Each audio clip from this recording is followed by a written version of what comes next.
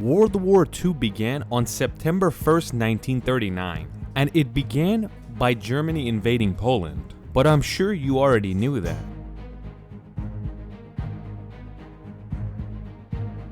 One day after this, meaning September 2nd, 1939, the government of Iran declared itself neutral. And you should know, in Europe, Britain and France declare war on Germany for doing this. And 1 year after this, Germany invades France.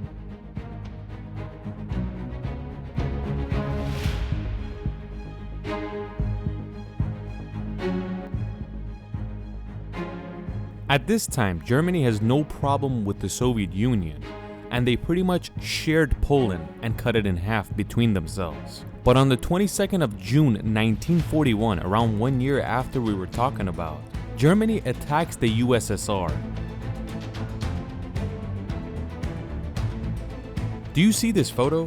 It's very famous. This is the moment Stalin's advisor informed him that Germany has attacked Russia. You can clearly tell it was unexpected. And that is why the Soviets took the Allies' side. You could say after this is when the Allies officially formed.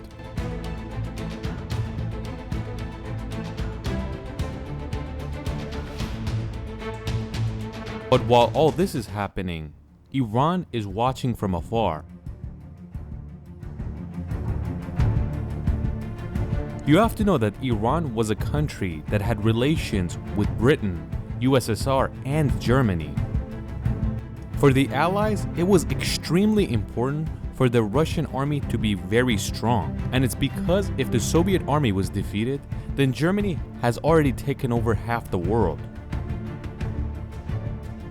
So if the Soviet Union was forced to surrender, then the entire continent of Europe has to surrender. And that is why the British Army and later on the US Army helped the Soviet Union to defeat Germany in the Eastern Front. There are a lot of German workers working in Iran.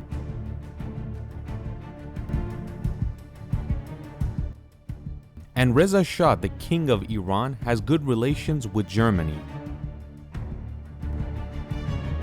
The Allies spread propaganda that there is a lot of Germans inside Iran, and there is a chance that they could take over the government. You could say this was an excuse for them to enter the country. The German goal was very clear: take over Leningrad, Moscow, and move southwards towards the Caucasus, where there is a lot of oil. At the same time, the German army is in North Africa and is almost defeating the British army in Egypt. And if everything worked with their plan, they would successfully enter the Middle East through Africa and enter Iran. And after that, they could create a ginormous army and go towards India. And that means Germany would have control over the most important lands in the world. The other Axis power was Japan, and they were supposed to take over Eastern Asia. This is when Winston Churchill realizes what is happening and tries to make a deal with the Soviet government. And even though they had pretty much nothing in common and they were considered enemies, but they would put that aside to work together to defeat Nazi Germany. So when these two get together to defeat Germany, the British army was worried about the Soviet army just as much as their own army, because they knew how important the Eastern Front was. So how are they gonna send help to the Soviet army if they don't have access to it? The entirety of Europe is in Germany's hands. The eastern part of the world is in Japanese hands. Where is the only way you can access Russia? The Persian Gulf through Iran.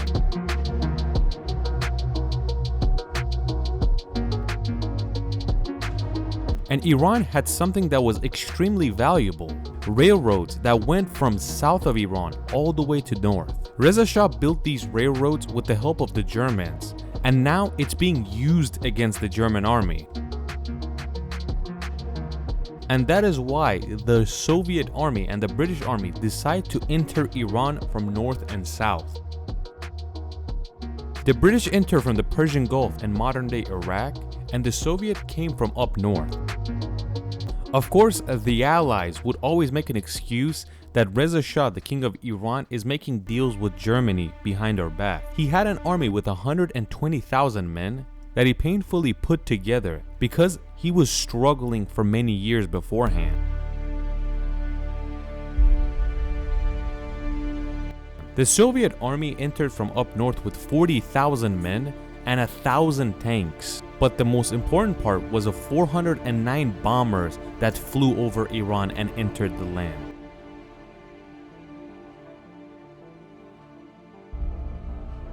The British came in with 19,000 men and 50 tanks, and of course their Royal Air Force.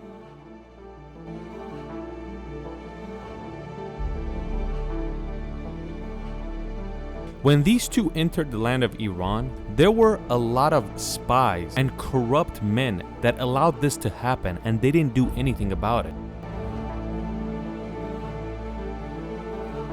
When Reza Shah realized what has happened, he couldn't believe that not a single shot was fired towards the enemy. He asked for all his commanders and men, and when he saw them, he ripped their medals apart and even hit them with his cane.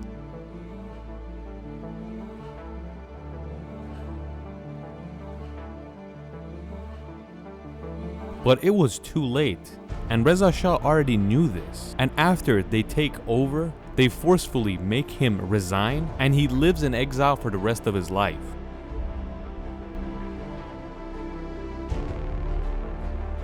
After they take over, the entire land of Iran was basically used to send troops and equipment towards the Eastern Front.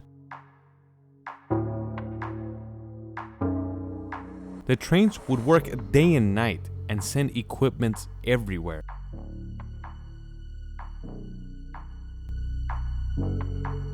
Iran, that declared itself neutral, was forced to declare war on Germany as well. If there was no Iran, the Soviet army would 100% be defeated by Germany. The Nazis would enter the Caucasus, and when they had reached Iran, it was basically over because they could reach India and the Persian Gulf with ease.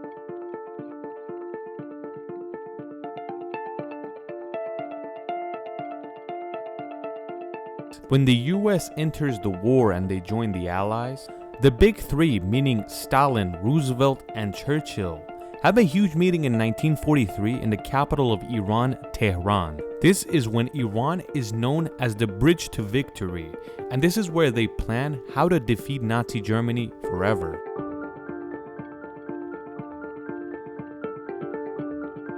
After Germany was defeated, the British army exited Iran because that was part of the deal. But it seems like Stalin was getting a little too comfortable and did not leave. And after they realized that they have to exit, they created these fake republics like the Azerbaijan Republic and the Kurdish Republic and left.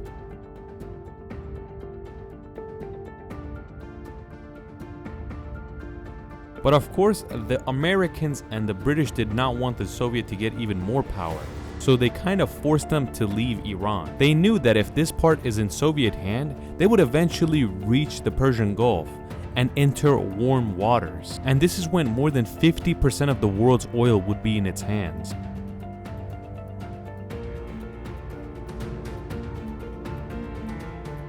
After all this pressure, Stalin left, and they didn't support these fake republics they had created, and the Iranian army entered Tabriz. The people of Tabriz hated the Soviets so much that before the Iranian army showed up, they were already fighting with the Soviets. So they were an important factor in gaining freedom over the Russians.